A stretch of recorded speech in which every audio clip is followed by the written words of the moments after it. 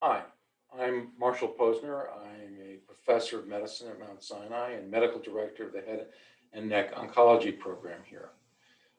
Our presentation at ASCO is based on a trial that we did called the quarterback trial.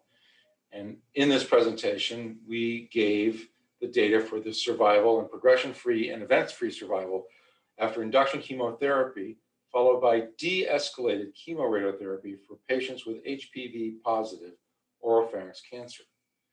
We chose patients who were non-smokers, had very advanced disease, many of whom had poor prognostic features in their cancers, including T4, N2C, N3, and evidence of radiographic extranodal extension, all of which are a high risk for causing or being associated with failure and or systemic metastases.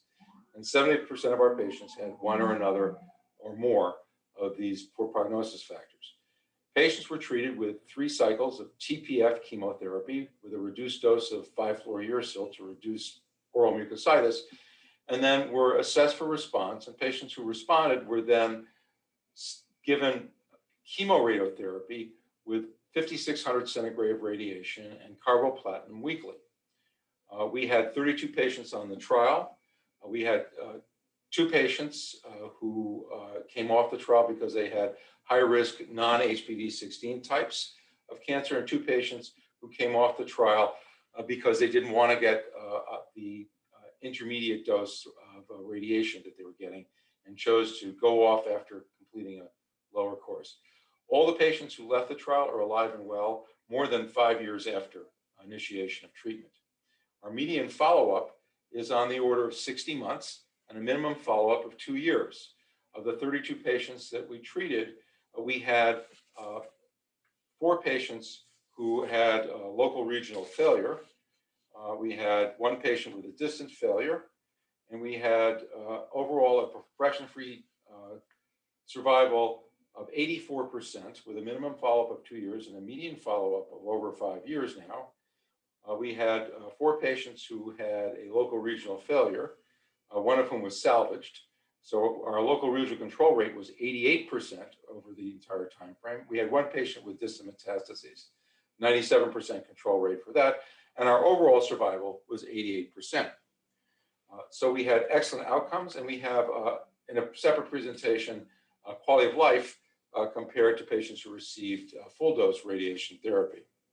I think this trial demonstrates that one can give induction chemotherapy to patients who have advanced oropharyngeal carcinoma that's HPV positive, and that the outcome with reduced dose radiation therapy is at least equivalent, if not better than one might expect, for patients who are treated with chemoradiotherapy.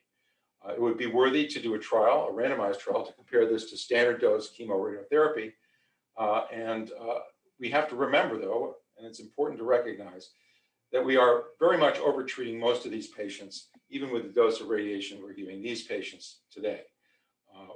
We had expected to have, at the very least, an 80% progression-free survival and an 85% overall survival. So we actually beat our benchmarks compared to what we saw in other clinical trials with full dose treatment. I believe that the time has come for the cooperative groups to really buckle down and do a randomized trial of reduced dose radiation therapy in patients with HPV positive oropharynx cancer. We need to really reduce the total treatment that we're giving these patients and reduce the level of long-term consequences and toxicity that these patients are experiencing. So if you have any questions, feel free to contact me. My email address is marshall.posner@mssm.edu. I'll be happy to answer any questions. Thank you.